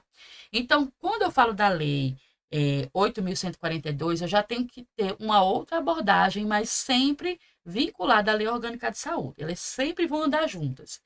É, elas sempre vão estar trabalhando de forma comum à Lei Orgânica da Saúde, tá? Elas têm que andar no mesmo pensamento, tá bom? Quando eu falo disso aí, eu estou falando que apenas é uma lei que está instituindo novas ações. Quais são elas? Ela fala da participação da comunidade. Isso aqui vai cair na sua prova de concurso, tá? Além de falar da participação da comunidade diretamente, ela também observa isso dentro do Sistema Único de Saúde, que é uma obrigatoriedade, e fala das transferências intergovernamentais e também dos recursos financeiros da área de saúde. E o que é feito com esses recursos financeiros, ou seja, das suas providências, tá?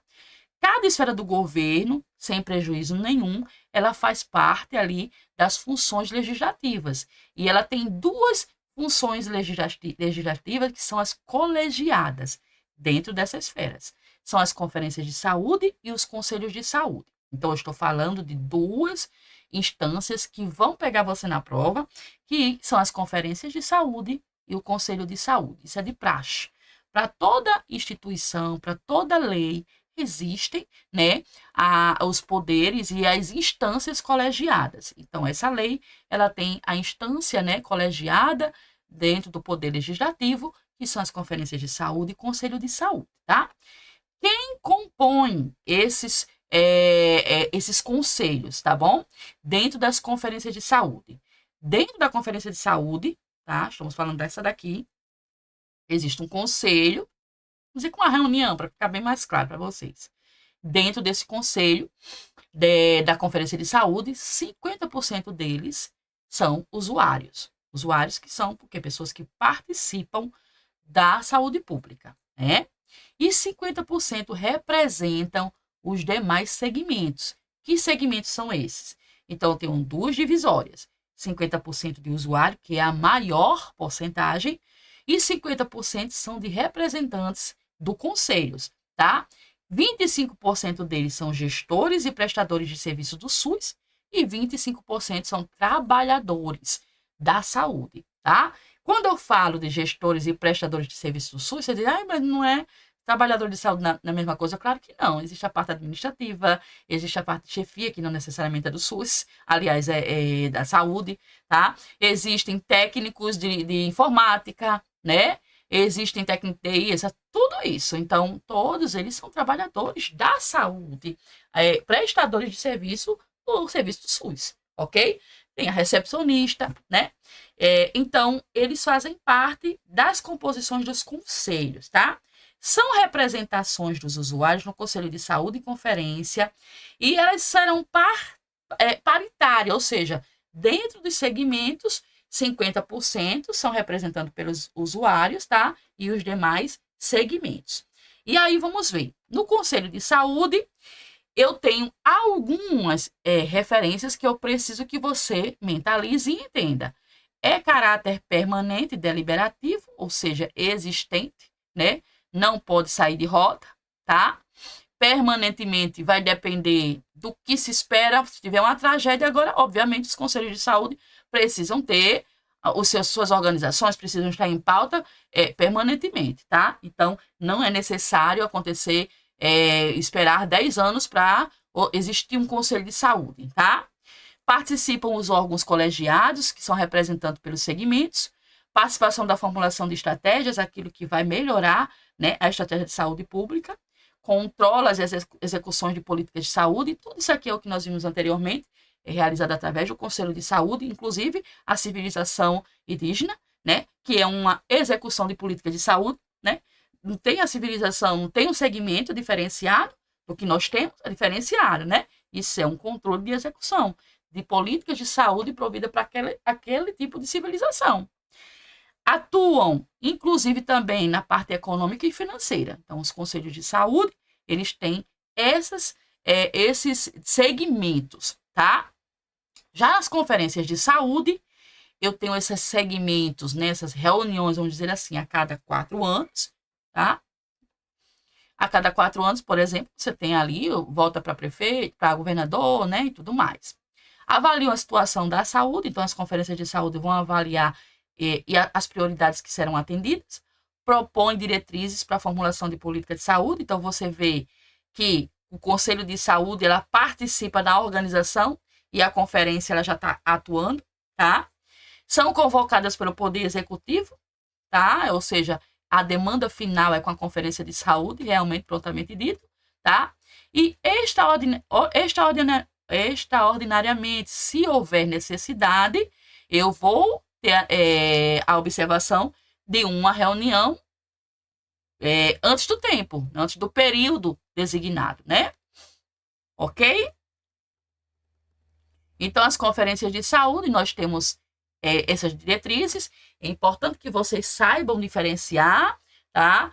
A conferência de saúde é a cada 4 anos, que nós vamos ter uma reunião, uma mudança, tá? Tudo institucional, ok? E extraordinariamente, se tiver uma necessidade, ok?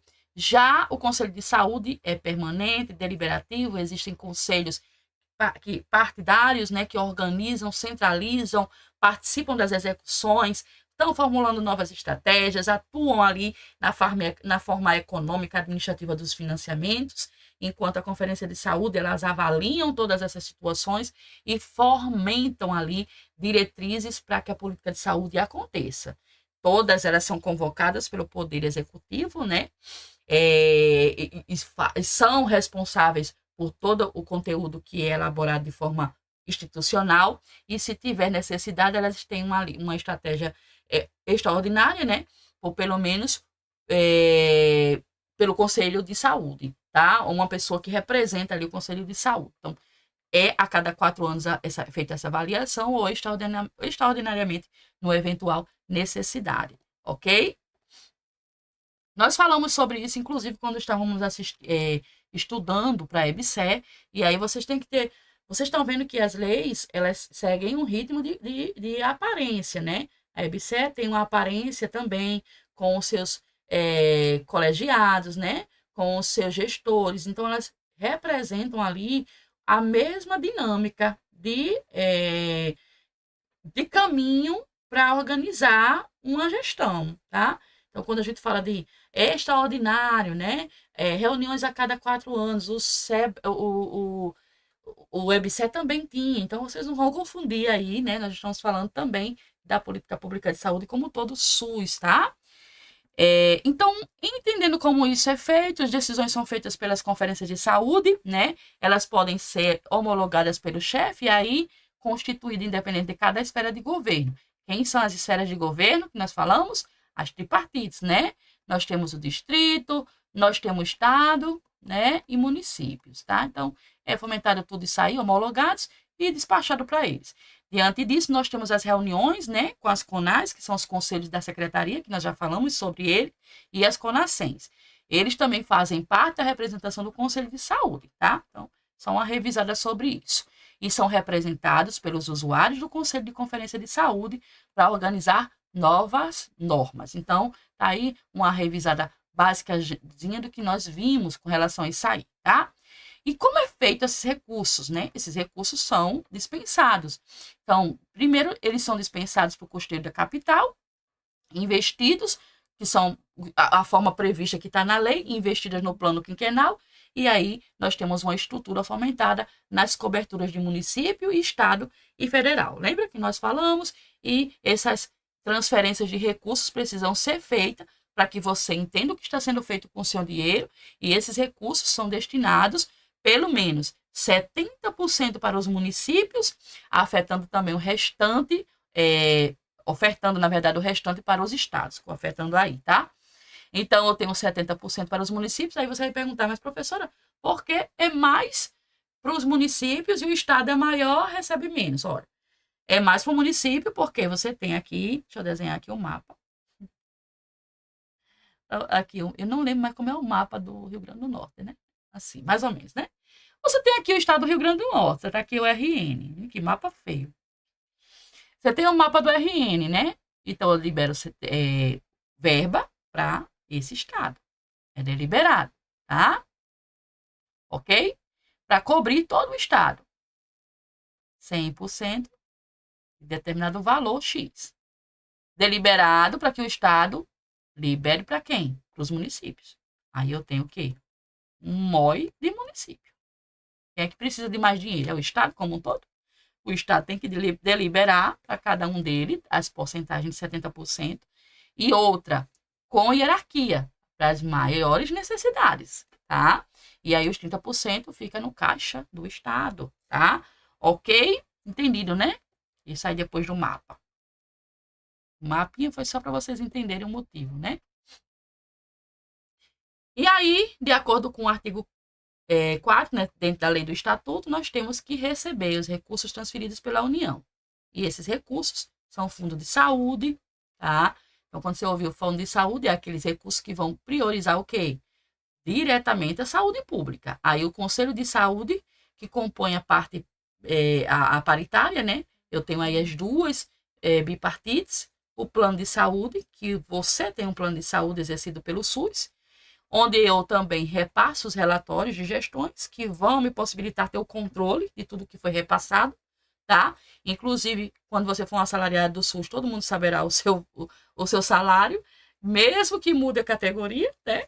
Contrapartida de recursos respectivos orçamentos que vão ter posteriormente, e as comissões também que são organizadas a nível de salários, né, de plano de carreira, e aí implementações que podem acontecer a cada 2 anos. Então, por exemplo, você lembra, você entra aqui no preparatório da CESAP, passou no concurso da CESAP. Se eu não me engano, vamos arredondar aqui 1.800 salário técnico, tá? Eu não lembro, tá, gente? Não lembro nem do de enfermeiro. Se eu não me engano, 2.500. 1.800, né? Então, existe um plano de carreira que a cada 2 anos, uma porcentagem, você vai estar na rua, né? Queremos mais dinheiro. Queremos mais dinheiro. E aí, esse plano de carreira, ele vai ter um aumento gradativo. Nunca é para menos, tá? Porém, nós temos a lei ainda aí para ser aprovada. Nós não podemos perder a esperança do piso, tá? E alguns estados já estão provendo o piso. Que pode acontecer que aqui não está longe disso acontecer também. O piso estabelecido, né, pode ser fundado a qualquer momento aí pelo governo. E aí você pode, já dentro do seu plano de carreira, antes mesmo de ter o plano de carreira em crescimento, você receber o piso, que manda, né, ali o que nós estamos pleiteando para todos como lei, tá? Então, o plano de carreira, né, dos assalariados, ali tem um prazo de implementação, que é de 2 anos, então você começa a partir de 2 anos, a ter um plano de carreira ali seguido no seu projeto, tá? Sem falar que você tem outras providências, vocês podem dar plantões, né, no estado, vocês vão conseguir dar plantões para colega, remunerado, não tem nenhuma aqui fugindo aqui da regra da sala de aula em si. É só falando que existe essa condição também, você pode realizar isso e ter aí uma carga horária um pouco maior, mas também com um salário melhor. Sem falar que tem as produtividades, né? Que vocês também podem construir uma maior garantia aí de um valor mais condicional que você merece, tá? Ok?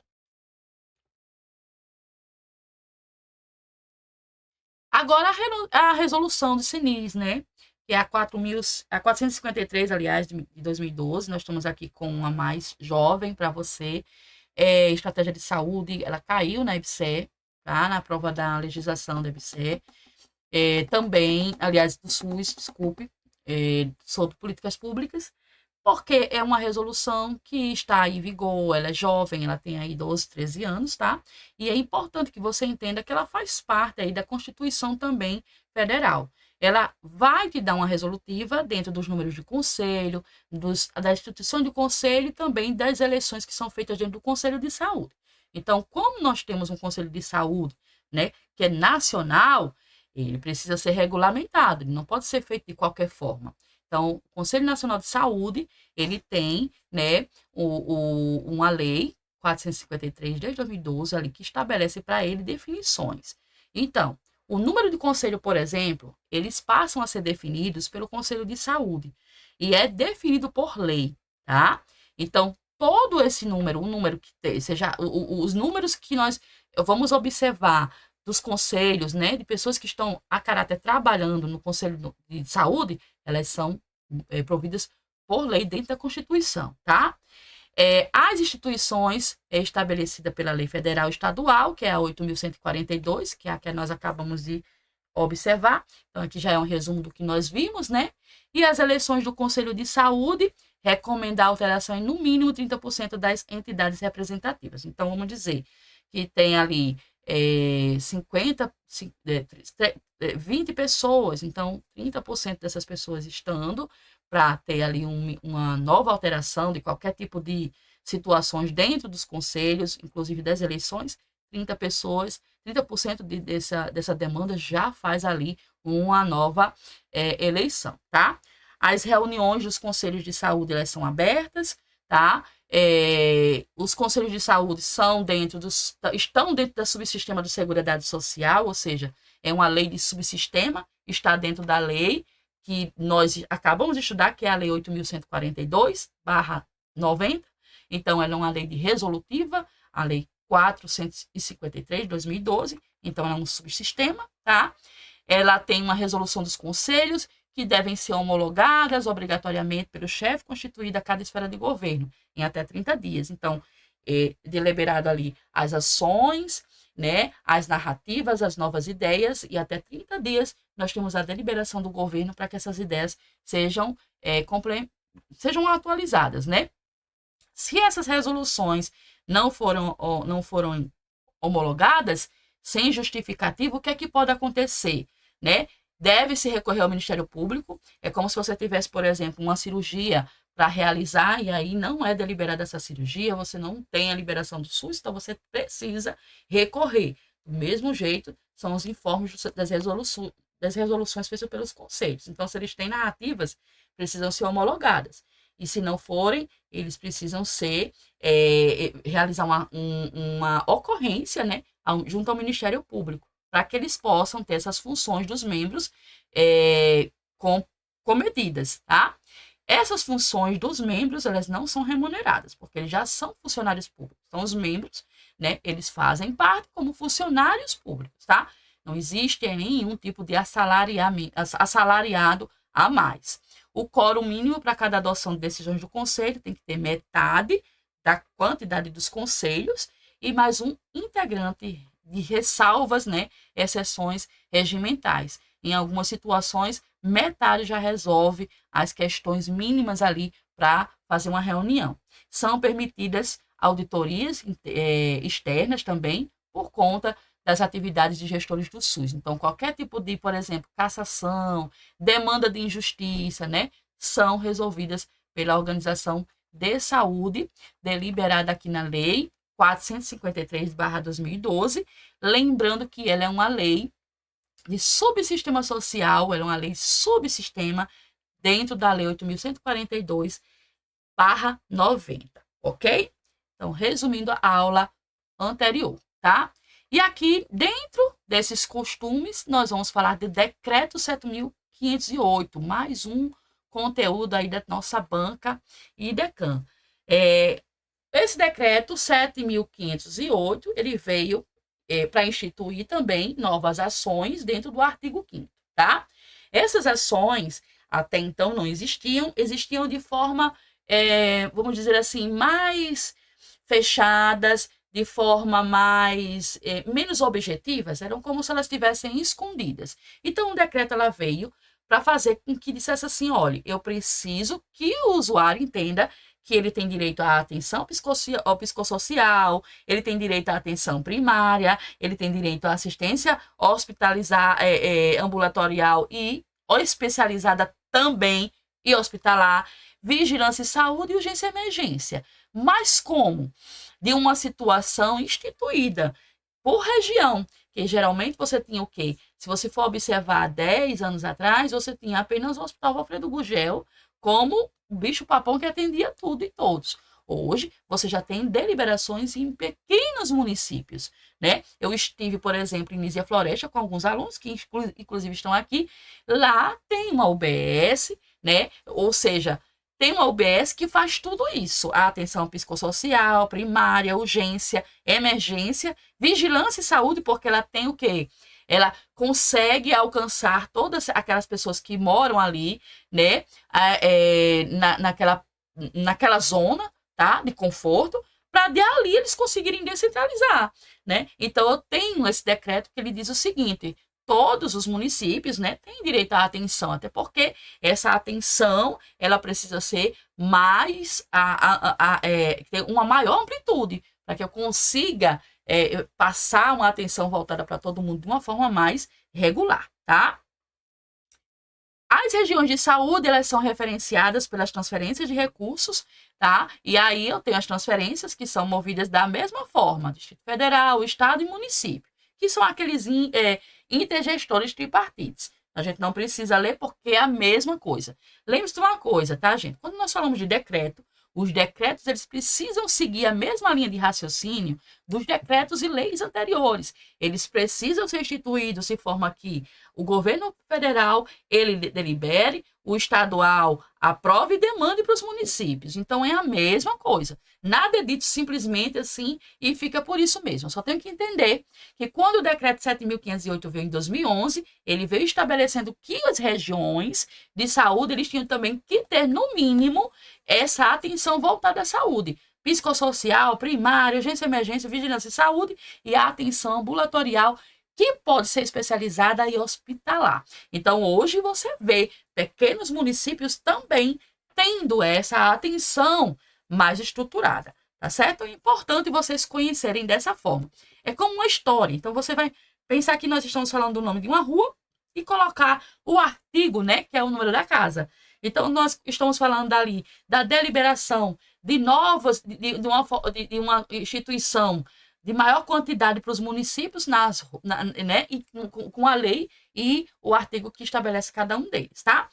Quem são essas portas de entrada? Obviamente, nós sabemos quem são essas portas de entrada, porém, elas são referenciadas para a população, tá? São todos os serviços de atenção hospitalar, sejam eles ambulatoriais ou não, ou especializados.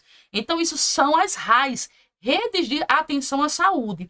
Essas redes de atenção à saúde, elas são compreendidas em cada âmbito da saúde pública. Obviamente, ela começa lá atrás, das portas de entrada, que são a rede primária, né? Uma atenção primária, eu tenho aí uma UBS, a atenção de urgência emergência, que são as UPAs, como nós falamos, a psicossocial, por exemplo, as CAPs, e os serviços especiais abertos, por exemplo, como os grandes hospitais. Ok?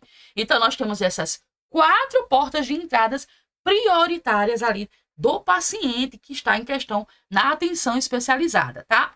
Já as RAIs, elas vêm sendo compreendidas como uma questão de regionalização, né? São as redes de atenção à saúde, que, em consonância com as diretrizes que são pactuadas pelos intergestores, ela tem uma atenção voltada, articulada pelos níveis de maior complexidade também. Por quê? Porque é garantia de integralidade.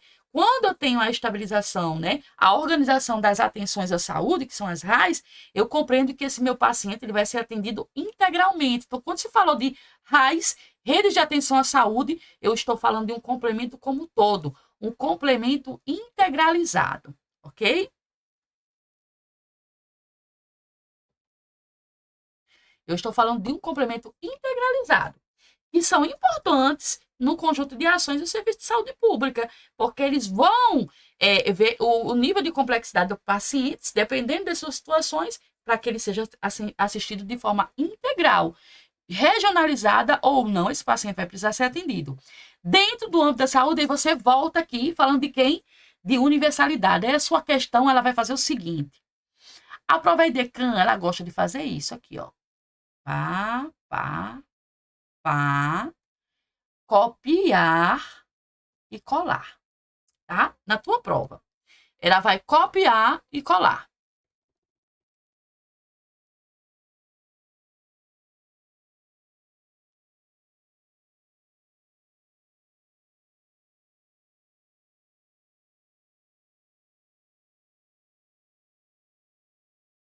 Meu computador hoje tá aqui. Ela vai copiar e ela vai te dar o seguinte, ela vai te dar essa opção, né? O acesso universal e igualitário às ações e aos serviços de saúde serão ordenados pela atenção primária. Pela atenção primária à saúde, as APS, né? A APS é a atenção primária, ok? E deve ser fundado na avaliação da gravidade do risco individual e coletivo, o critério cronológico, tá? Então, são essas duas situações. Ao usuário será assegurada a continuidade do cuidado de saúde em todas as suas modalidades, no serviço dos hospitais e em outras unidades, que são integradas à rede de atenção, né? As RAS. Ele vai te dar a posição e vai dizer o seguinte, em relação, né? Em relação ao que está descrito, nós estamos falando, respectivamente, aí ele coloca, equidade, integralidade, universalidade e equidade. Universalidade e integralidade. Quais seriam essas questões? Então, você está observando aqui uma leitura. E essa leitura, ela está falando que o paciente tem direito ao quê? A um atendimento universal. E quando ele fala que está assegurada a continuidade de saúde, quem pode me dizer o que é esse aqui?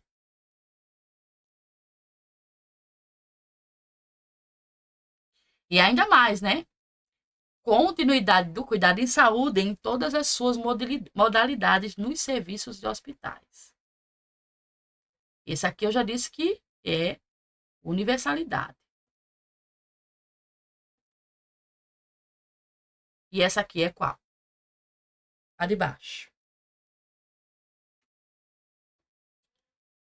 Eu vou dar Seria a integralidade?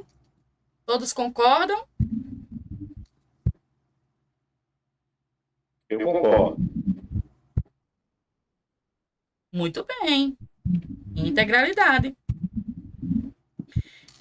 Quando nós temos a ação na cabeça, olha só, como se torna muito mais fácil, porque você está entendendo do assunto. Você sabe que continuidade do cuidado de saúde, ela vai terminar com integralidade. Você está tratando o paciente como um todo. Você está tratando ele, dando continuidade dentro do âmbito universal e integral. Então, é dessa forma que você tem que entender o SUS, gravando ela, porque a banca IDECAN, ela gosta de copiar e colar e te dá os critérios para você interpretar a questão. Ou, geralmente, ela pode tirar algum assunto ali, de uma primícia, e misturar com outro, nada a ver. E aí você vai identificar os erros que tem naquela questão. Então, veja como é importante você entender do assunto, porque você já consegue observar uma questão dessa e ver que ela está falando que nós temos o acesso universal, integral, dentro de um critério de rede de atenção, que é a RAS. E a RAS, ela trabalha com o critério de atenção continuada, que é a atenção integralizada. E quando eu falo de atenção integralizada, é cabeça, membros, né, todo, porque se esse paciente não tiver um atendimento, por exemplo, para tratar de uma dor torácica onde ele está internado, ele vai ter que ser o quê? Descentralizado, para dar continuidade ao seu tratamento em um âmbito hospitalar, de continuidade dentro da modalidade, por exemplo, da dor torácica, tá? Então, isso é critério de saúde integral, tá? Que é importantíssimo para que vocês entendam, ok?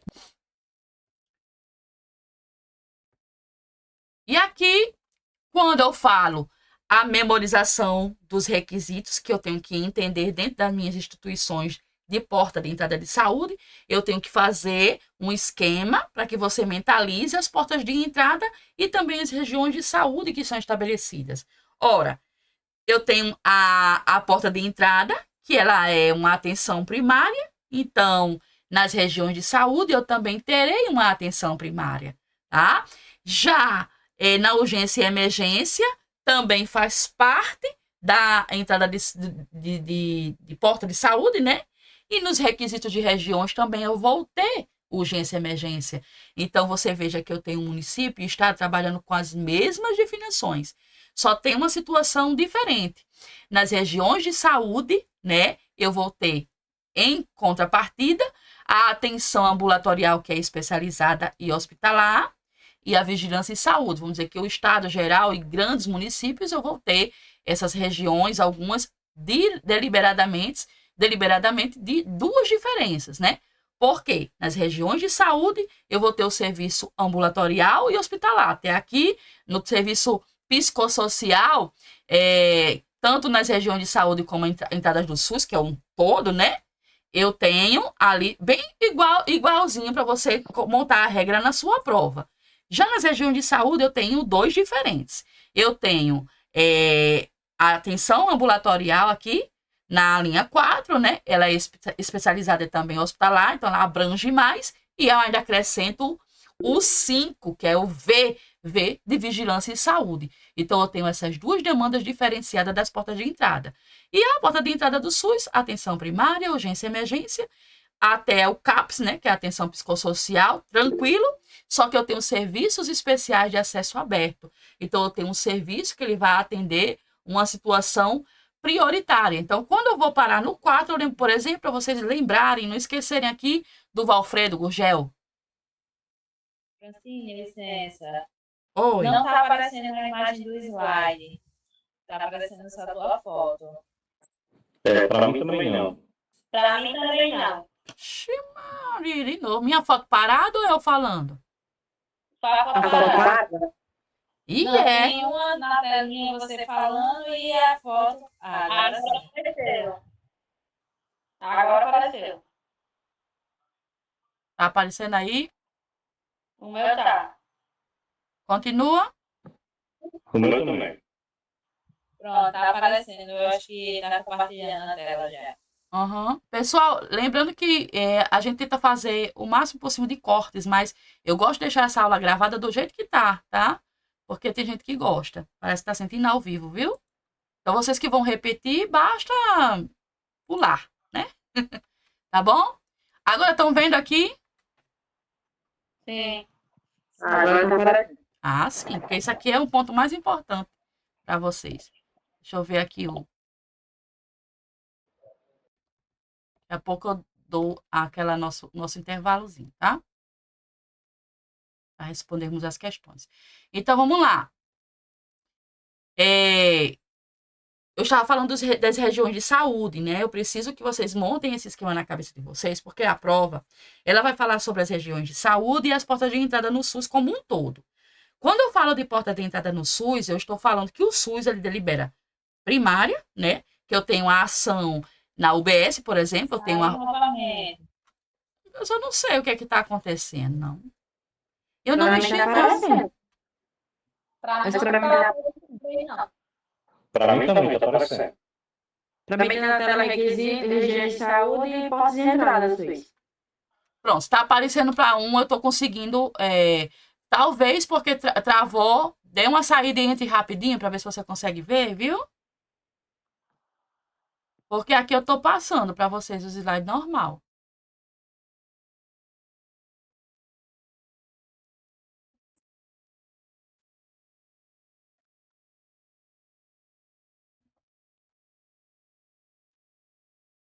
Então, vamos lá. As portas de entrada do SUS, pessoal, elas requerem o quê?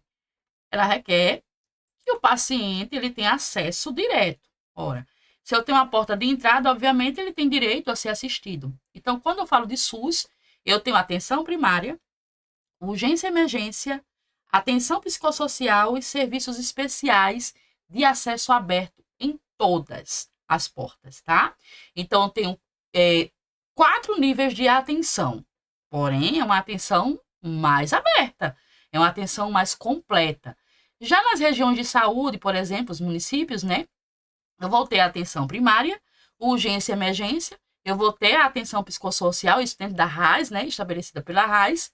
E aí, quando eu chego lá na nossa 4ª divisão, eu vou ter uma atenção ambulatorial especializada e hospitalar, mas eu vou precisar descentralizar, né? Para os serviços especiais abertos, em algumas situações, tá? E ainda ganho mais. Dentro das regiões de saúde, eu tenho a vigilância e saúde. Então, é a diferença nos requisitos de regiões de saúde para as portas de entrada do SUS. Na porta de entrada do SUS, eu tenho até os serviços abertos, né? Especiais gerais. E nas regiões de saúde, eu tenho uma amplitude da atenção ambulatorial especializada e hospitalar, ou seja, eu consigo tratar esse paciente de forma integralizada, né? E também trabalhar a vigilância em saúde. Então, eu gostaria que vocês mentalizassem esse gráficozinho, tudo que nós vimos anteriormente, mas de forma que vocês consigam ver as diferenças das regiões de saúde e também das portas de entrada do SUS, ok? E aí, eu preciso ter uma seguridade, que eu tenho direito a esse acesso universal e igualitário, concorda? Ora, quem é que me diz isso? Você chega, é mal assistido? Não importa. Aqui você tem uma seguridade. Eu preciso garantir transparência e integralidade. O governo, ele precisa transferir isso para o paciente, que ele vai ter acesso integral, com equidade, dentro dos serviços de saúde, que ele vai ter orientações com relação aos seus tratamentos, fluxos, por exemplo, o senhor vai precisar ser internado, o exame o senhor vai entregar na Ribeira, né? Isso significa que tem os fluxos de ações inseridas dentro do sistema de saúde. Eu tenho o monitoramento de acessos e ações de saúde, tá? E providências também, eu não coloquei aqui providências, né? Isso está em acordo também em relação aos valores que são estabelecidos em cada órgão e também ofertar as ações de serviço de saúde, são meus direitos. Então, quando eu falo dos direitos dos usuários, né? Direitos de ordenações e ações, eles devem ser compatíveis de forma que o governo federal atribui. Então, eu tenho as comissões pactuadas, que são as intergestoras, que elas garantem isso para o usuário, tá? Então, o Ministério de Saúde ele tem esses critérios de diretrizes que ajudam, auxiliam, né, os entes federativos a cumprirem a ação do artigo 14, que nós vamos ver a seguir. Então, todos eles são instituídos em artigos, né, e deliberados. Então, com relação ao seu direito, você tem direito a tudo isso aí, né? E aí eu tenho a SNIs, que estabelecem justamente essas diretrizes, são os órgãos colegiados, né, dentro das características de cada uma da situação, a gente já falou, inclusive, do planejamento, da iniciativa privada, de como complementar o SUS e como nós devemos manter essa complementação. Lembra que a gente falou? E, tipo, eu tenho uma situação de um paciente, ele não consegue ser assistido no SUS, e aí eu vou referi-lo às situações privadas, né? Que são órgãos que trabalham junto com o governo. Aí o planejamento de saúde também é feito de forma estadual e integral, dentro dos serviços de saúde federal e municipais, né? Que são deliberados através dos seus estados, pelos RENASCEIs, e também a cada 2 anos o Ministério de Saúde vai consolidar e publicar as atualizações dos RENASCES e RENAME. Lembra que nós falamos? A cada 2 anos o Ministério da Saúde vai atualizar cada um de nós com relação às novas mudanças, tá? Eu tenho que entender somente isso. Quando se fala de RENASCES e RENAME, eu tenho ali tanto para os municípios e os estados, que mudanças que sejam feitas de tipo novos hospitais no município, medicações que são prontamente deliberadas pelo SUS, eu preciso, enquanto usuário, ter ciência disso aí. Até porque, numa necessidade, eu vou entrar com o Ministério Público para ter direito a essa atenção. Lembra que eu falei da situação de um paciente, por exemplo, está tratando câncer e utilizou todos os meios que tinham pelo SUS. O SUS não tem essa medicação que ele precisa utilizar agora. Então, o que é que o SUS vai fazer? Vai cruzar os braços? Não. Ele vai lá no RENAME, ele vai financiar, custear o tratamento desse paciente através da rede privada, tá? Que venha dos Estados Unidos, mas ele vai custear esse tratamento. Claro, professora, é fácil assim? Não. A pessoa vai ter que entrar com acesso, né, na ordem pública, vai até o Ministério da Saúde, da Saúde, faz as suas justificativas, entra com o advogado e aí ele consegue essa atualização de atendimento, porque senão foge a regra da integralidade, tá? E não é difícil, leva um tempo, tá? Mas não é difícil. As pessoas, elas conseguem isso aí. Dentro do acesso universal, a gente está fazendo já a parte de resumo para vocês, né? Nós entendemos que o profissional de saúde, ele vai exercer todos os protocolos que mandam os RENAMEs dentro das unidades indicadas, tá bom? Com as finalidades de organizar e integrar, né? Que são os RENAMEs dentro da colaboração, que são os órgãos firmativos, e integrar as ações de saúde dentro de cada região e hierarquia também, e vai definir as responsabilidades de cada órgão, Que órgãos são esses, professoras? Órgão estadual, órgão municipal e órgão federal. Todos eles com um empenho só, que são os critérios de avaliação das metas. Quando eles elaboram todo esse conjunto de ação, eu tenho que ter uma ordem, né, pública com a finalidade de atender o quê? O paciente com o objetivo real dele ser atendido de forma organizada, integrada, dentro dos serviços de saúde, com responsabilidades, né, embasadas dentro dos entes federativos, por regiões, com a finalidade de garantir o quê? Garantir finalmente, né, o critério de atenção integral ao paciente, né? Então, essa é a finalidade real de todas as colaborações que nós temos com os indicativos das leis, né, profissionais de saúde, tá bom?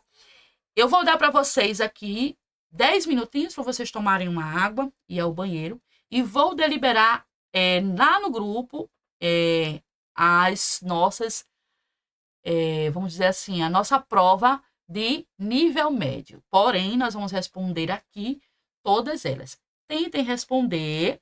Nós vamos voltar em 10 minutos. Eu vou explicar um pouquinho como vai ser para vocês. E eu vou dar mais 30 minutos para vocês conseguirem responder. Somente 30 minutos, porque são questões longas, são questões bem mais elaboradas. E quando nós voltarmos, nós vamos responder cada uma delas. Nós temos até 10 horas. Talvez hoje a gente passe um pouquinho, tá? Mas eu vou tentar não passar, tá bom? Ok? Então, 10 minutos para vocês, para voltarmos à nossa segunda hora.